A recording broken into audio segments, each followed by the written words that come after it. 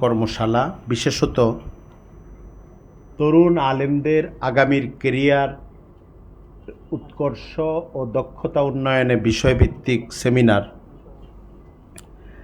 এই মজলিসের সম্মানিত সভাপতি,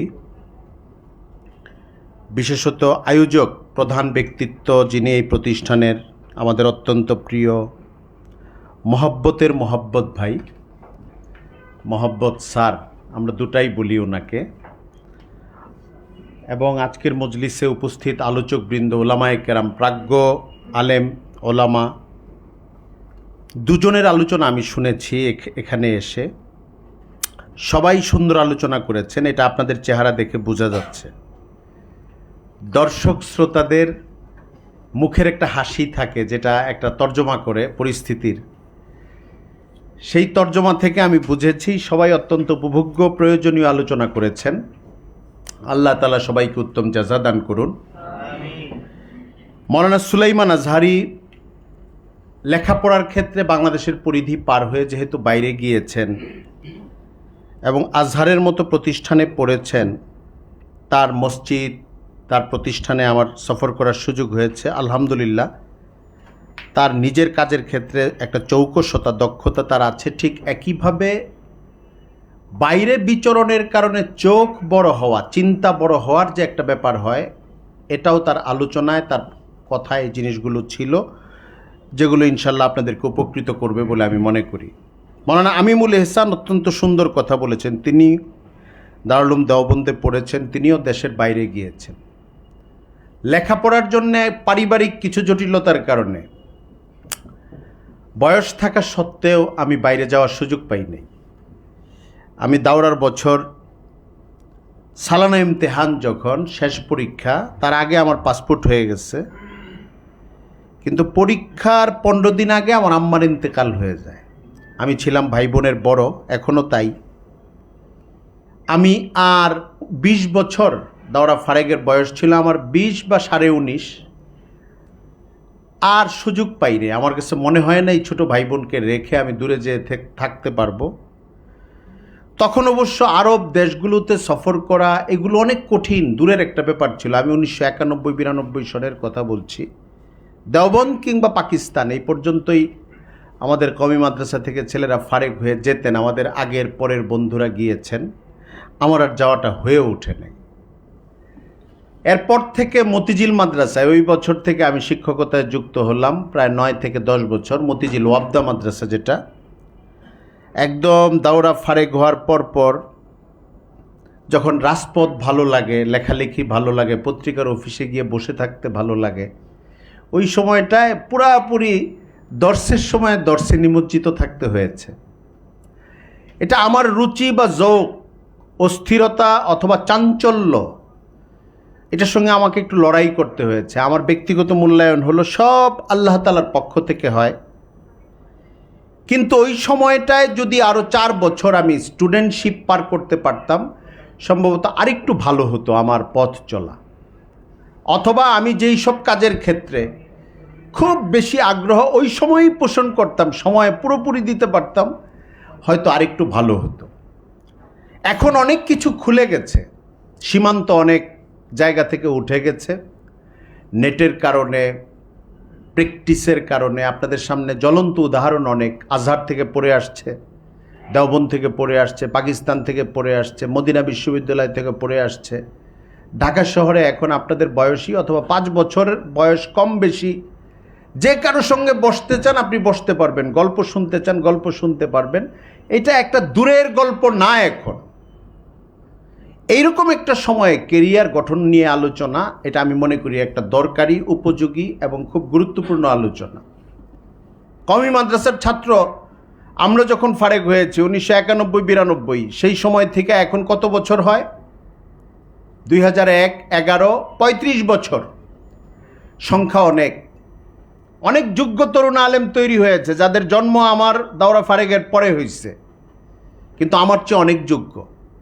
উলুমুল হাদিসে তাখাসুস করা, ফিকহে তাখাসুস করা, তাফসিরে তাখাসুস করা, 30 বছর বয়স, টকবগে আলেম, টিপ দিলে মুখ থেকে কথা বের হতে থাকে, এত যোগ্য, এত যোগ্য। এখন সম্ভাবনার একটা সময়, কিন্তু আমাদের হয়েছে কি, অনেকগুলো অবস্থা থাকে ছাত্রের। খুব মেধাবী ছাত্রদের একটা অবস্থা থাকে, মাঝারি ছাত্রদের একটা অবস্থা থাকে, একটু দুর্বল ছাত্রদের একটা অবস্থা থাকে। মাওলানা সুলাইমান যে কথাগুলো বলে গেছেন, যারা যোগ্য তারা নিজের দেশে এবং বাইরের দেশে গিয়ে সুযোগগুলো নেবেন, যেখানে যতটুকু নিতে পারবেন, এটা একটা অনেক বড় ব্যাপার হবে। আপনারা দেখছেন আমাদের মধ্যে মাওলানা আহমদ আলী ভাই চলে আসছেন, আমাদের নুরিয়ার ওই যুগের সিনিয়র ভাই, যে যাদের সাথে কথা বলতে গেলে অনেক আগে দাঁড়ায় থাকতাম যে উনি এই কথা বলবে কি না, এই পরিস্থিতির মধ্যে আমরা পার করেছি। আমাদের চেয়ে অনেক সিনিয়র মাদ্রাসায় নুরিয়া, যখন হযরত হাফিজি হুজুর জীবদ্দশায় ছিলেন, হুজুরের ইন্তেকালের আগের কথা এগুলো। আবার আমি আমার আগের জায়গায় যাই, এই সময়টায় আমাদের লোকেরা যেন, বাচ্চারা যেন কাজ থেকে বঞ্চিত না হয়, তার খেদমত থেকে কয়েক রকমের স্কিল বৃদ্ধি অন্য বিষয়। আমি অনেকগুলি তাত্ত্বিক আলোচনা এখানে আসে, অথবা নীতিগত আলোচনা আসে, নজরিয়াগত আলোচনা আসে, যে কওমি মাদ্রাসার একটা ছেলে দারুল উলুম দেওবন্দের নাহাজ উসুল মাসলাকের উপরে থেকে দাওরা ফারেক হইল, তারপরে তাখাসুস করলো, এই ছেলেটাকে আমরা কোথায় পাঠাবো? আমার কাছে এটার একটা সহজ সলিউশন আছে। সলিউশনটা হলো, উচ্চ শিক্ষা বলবো কি বলবো না এই জায়গাটায় চলেন আমরা একটু কিছুক্ষণ স্থগিত থাকি। পারিপার্শ্বিক শিক্ষা, সম্প্রসারণমূলক শিক্ষা, প্রয়োজন উপযোগী শিক্ষা। আমি দিনই প্রয়োজনে নিয়ত সহি রেখে আমার মাদ্রাসায় আমরা আমাদের মূল লেখাপড়াটা করবো। কারণ আমি বলেছেন অনেক সুন্দর করে একটা দরদের কথা বলেছেন, যে কেরিয়ার নির্মাণের কথাটা আসে না। আমার মনে হয় এখন এটা শুরু হওয়া দরকার। বিজনেস হোক, অথবা আমি কওমি মাদ্রাসার বাইরে গিয়ে অন্য আরেক জায়গায় টিচার হব, স্কুলে, ইসলামিক স্কুল, একটা নতুন আন্দোলন অল্প অল্প শুরু হয়েছে। এটার বিশাল সম্ভাবনা সামনে বাংলাদেশে, বিশাল শূন্যতা। আজকে আপনাদের সাথে কথা বলার মনে হয় না 5 ঘন্টা পার হয়েছে।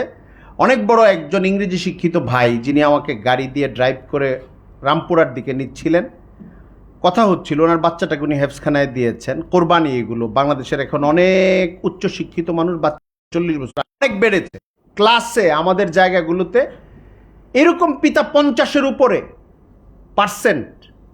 সে চায় ছেলে মাস্টার্স করবে, অনার্স করবে, পিএইচডি করবে, যোগ্য হবে, MBA করবে, BBA করবে, ছেলেটা হাফেজ হবে, ছেলেটা ইসলাম নিয়ে বড় হবে, নামাজি হবে, ছেলেটা আধুনিক শিক্ষায় শিক্ষিত হবে, কিন্তু তার মৌলিক দিনই একটা ফাউন্ডেশন থাকবে। এরকম একটা প্রতিষ্ঠান দরকার। আমাকে বলতেছে, আমি বললাম যে অল্প 2-4টা তো আছে, এটা হচ্ছে না। কিছু মতাদর্শিক প্রভাব আছে, কিছু আছে পছন্দ হয় না, কিছু এক জায়গায় ছেলের বাসা এক জায়গায়, তার স্কুল অনেক দূরে। মানে এইটা প্রতিটা জেলায় এরকম 10টা স্কুল হলে 10টা স্কুলেই লোক ভরাট হয়ে যাবে। প্রতিটা জেলায় বা ঢাকা শহরে যদি আপনি আলেমদের এবং সাধারণ শিক্ষিত যোগ্য মানুষদেরকে নিয়ে কম্বাইন্ড ম্যানেজমেন্টে খুব দক্ষতার সঙ্গে নৈতিক বিষয়, পড়াশোনার বিষয়, স্কুলিং বলবো না আমরা মাদ্রাসায় পড়াচ্ছি, কিন্তু আলেমরা এখানে সময় দিবে, বিষয়ভিত্তিক ইংরেজি জানা, অঙ্ক জানা মানুষও এখানে সময় দিবে। আলেমরা দরকার হলে কোনো কোনো জায়গায় 1-2 বছর ওরিয়েন্টেশন কোর্স করে নেবে জেনারেল সাবজেক্টের উপরে, শিক্ষক প্রশিক্ষণের উপরেও কাজ করে নেবে, আরও দক্ষতা বৃদ্ধি করে 50,000 টাকা, 70,000 টাকা, 1 লাখ টাকা বেতনে কাজ করবে। কারণ অন্যান্য ইন্টারন্যাশনাল স্কুলে এরকমই বেতন, খুব কম না, মানে এটা কোনো কাল্পনিক বেতন না, কাজ করতে থাকবে। আমার ওনার সাথে কথা হইল, পরে আমি বললাম যে এরকম আরেকটা খাত হলো, প্রত্যেকটা জেলায় 2টা বা 3টা প্রথম শ্রেণীর হাসপাতাল, স্পেশালাইজড হাসপাতাল যেটা বলে, অনেক বেশি ফ্যাসিলিটিস থাকা, একটা ওটিতে, এইটাতে, ওইটাতে, এরকম হাসপাতাল ঢাকাতে এমনিও কম। স্কয়ার, তারপরে এই 8-10টা হাসপাতাল আছে বেসরকারি হাসপাতাল, কিন্তু মাঝারি মানের হাসপাতাল, সাধারণ ওটিগুলো চলে, মেডিসিনের সব চিকিৎসা চলে, অন্যান্য প্যাথোলজি এবং ইমেজিংয়ের সব চলে, ব্যবস্থা আছে, ইবনে সিনা মানের। এইরকম হাসপাতাল যদি বাংলাদেশে জেনারেল মানুষ, যাদের হাতে পয়সা আছে, এবং আলেমদের এখন যতটুকু পয়সা আছে, মানুষ পাশাপাশি থেকে কাজ করে, প্রত্যেকটা জেলায় 2টা-3টা করে হাসপাতাল, ঢাকা শহরে যদি আপনি 5টা হাসপাতাল করেন, আপনি আলেমদের একটু যাতায়াত আছে, গেলে মনে হয় এখানে আলেম লাগে, ওখানে মানুষের ভিড় হইতে থাকে। খেদমা হাসপাতাল, ওইখানে 10 জন আলেম যে চাকরি করে তা না, সব তাবলিগি ভাইয়েরাই করে, ওনাদের ডাক্তাররাই করে। কিন্তু একটু আলেম আলেম লাগে আপনার কাছে, একটু গ্রান লাগে, একটু মানে ফ্লেভার, এই যে সুন্দর বলছি উনি, একটু ফ্লেভার লাগে, এতে আমরা ওখানে ঝাঁপায়া পড়তে চাই। কারণ কি, জায়গাটা আমরা নিরাপত্তা চাই, চিকিৎসার জায়গায়, শিক্ষার জায়গায়, আর অনেকগুলো জায়গা আছে। আমি মনে করি এগুলো স্বপ্নের বা গল্পের কথা না। যদি আমরা যোগ্য হয়ে গড়ে উঠি, MBA BBA করতে হবে, অথবা ওই টাইপের কোর্স আমাদের করতে হবে, ম্যানেজমেন্টের উপরে কোর্স করতে হবে, ইংরেজি জানতে হবে, কম্পিউটারের বেসিক নলেজটা লাগবে।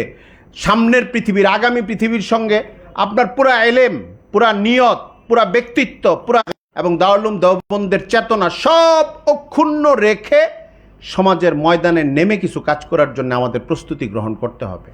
আমাদের প্রত্যেকটা ভাই মুহাদ্দিস হবে না, মানে পরিস্থিতিটা এরকম নাই, ভ্যাকেন্সি নাই, সিট খালি নাই।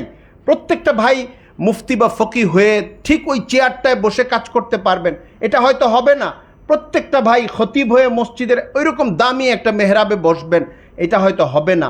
কিন্তু আমাদের যদি মাঝারি মানের ভাই এবং শ্রেষ্ঠ মানের ভাই সবাইকে আমরা বেসিক যোগ্যতাগুলো দিয়ে তৈরি করে দেই, তাহলে এমন একটা অবস্থা হবে ইনশাল্লাহ যে আমরা যেইগুলোকে এখনও অঙ্গন মনে করি না, ধরেন আপনি বাংলাদেশে যদি 10,000 ইসলামিক স্কুল হয়, কমপক্ষে 1 লাখ তরুণ আলেমের কর্মক্ষেত্র ওইখানে তৈরি হবে। এটা হঠাৎ করে হয়ে যাবে না, মানে আমি সারাদিন মাদ্রাসায় পড়তেছি, কালকে নিয়ে ওইখানে আমাকে সেট করে দিবে, এইভাবে হবে না। দেখা যাবে 1-2 বছর ট্রেনিং দিতে হবে, কিছু বেসিক জিনিস আমাকে শিখতে হবে, টিচিংয়ের উপরে আলাদা প্রশিক্ষণ নিতে হবে, বেতন হবে 50,000, 40,000, 60,000, 70,000, এবং শ্রমও এরকম দিতে হবে। বাংলাদেশে এমন স্কুলও তো আছে যে শিক্ষকের বেতন লাখ টাকার উপরে, ক্লাস 10-এর নিচে, প্রাইভেট স্কুল।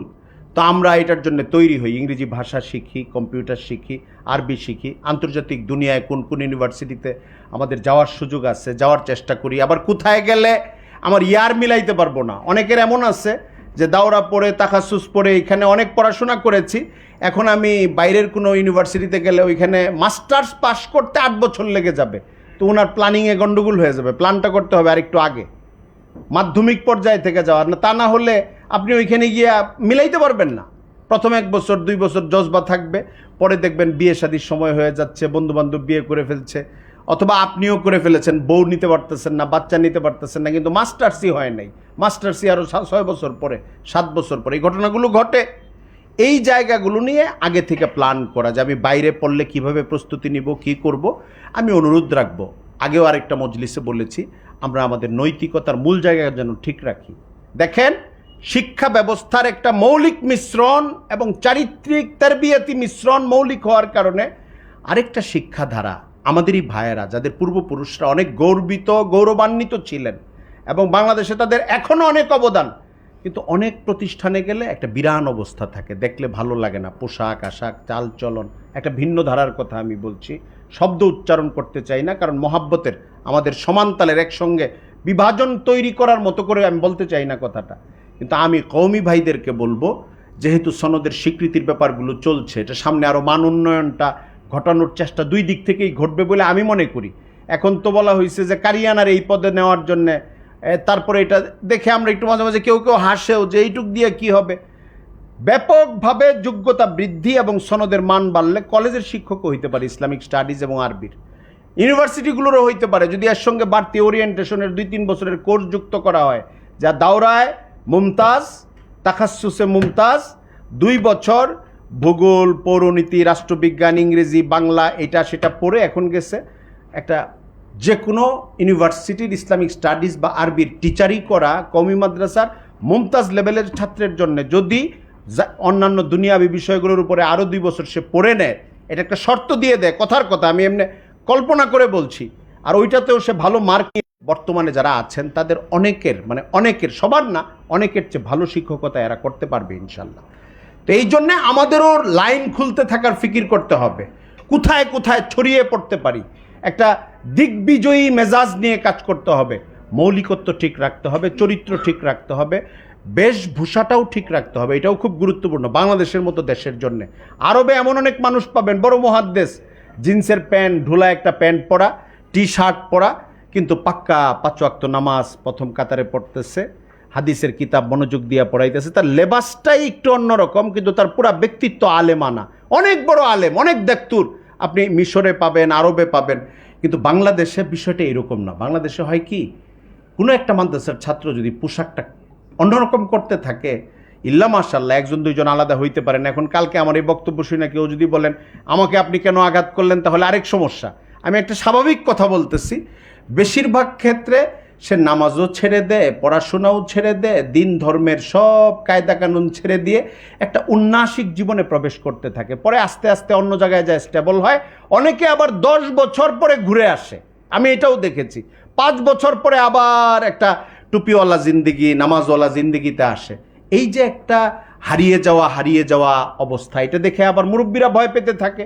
এই জন্য আমি অনুরোধ করব, আমরা যারা এখন না পা বাড়ানোর চেষ্টা করব, লেবাস ঠিক রাখবো, আখলাক ঠিক রাখবো, ইবাদত ঠিক রাখবো, নৈতিক চেতনা ঠিক রাখবো এবং ছড়িয়ে পড়ার চেষ্টা করব। এক জায়গায় আটকে থাকার সময় এখন আর নাই। আমরা হয়তো সব ছেলেদের জন্য একই জায়গায় জায়গা করে দেওয়া কঠিন। ইসলামেরই কাজ হবে, সেটা হাসপাতাল হবে, স্কুল হবে, নানা মাত্রিক প্রতিষ্ঠান হবে, বিজনেস প্রতিষ্ঠান হবে। এইসব জায়গায় আমাদের কাজ করতে হবে। মোহাব্বত স্যার আয়োজন করেছেন। আমি মনে করি এই যে একটু ভাবনা হইল, আমি কাজের লোক না, আমরা বয়স হয়ে গেছে, যে এখনই পা খুঁড়াইতে থাকি, কোন সময়ে আমাদের আরেকটু দুর্বল হয়ে যাওয়ার হালত হয়ে যায় জানি না। সময় সামনে আপনাদের। বাংলাদেশের চেহারা পরিবর্তন করবেন আপনারা, বাংলাদেশের চেহারা উজ্জ্বল করবেন আপনারা। আগামী 10 বছর পরে আমাদের কৃতিত্ব দিয়ে বাংলাদেশকে মানুষ চিনবে না, আপনাদের কৃতিত্ব দিয়ে চিনবে।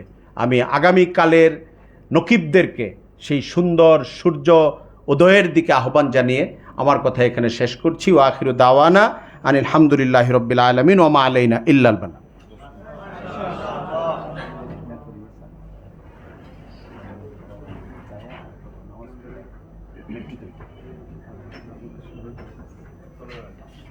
জি, শুকরিয়া, জাযাকাল্লাহ শরীফ মোহাম্মদ ভাইকে। চমৎকার কিছু কি ভালো লেগেছে আপনাদের?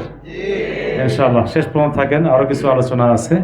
এ পর্যায়ে নাজমুল হাসান ভাইকে আহ্বান করছি আপনার প্রেজেন্টেশন উপস্থাপন করার জন্য। যেহেতু চেষ্টা করবেন একটু সংক্ষিপ্ততার মধ্যে, যেহেতু আপনার অনেক লম্বা সময় লাগবে। ওটার জন্য আমরা আলাদা সেশন করবো ইনশাআল্লাহ, 3 ঘন্টার সেশন। কি বলেন, সম্ভব? আদান দিচ্ছে, ওনারটা শুনে আমরা জামাত করবো। আপনি শুরু করেন। হ্যাঁ ভাই, জামাত। আসসালামু আলাইকুম ওয়া রাহমাতুল্লাহি ওয়া বারাকাতুহু। সবাই কেমন আছেন?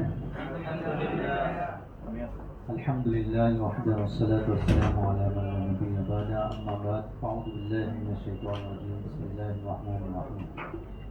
ওয়া আল্লাহু সুবহানাহু ওয়া তাআলা ফি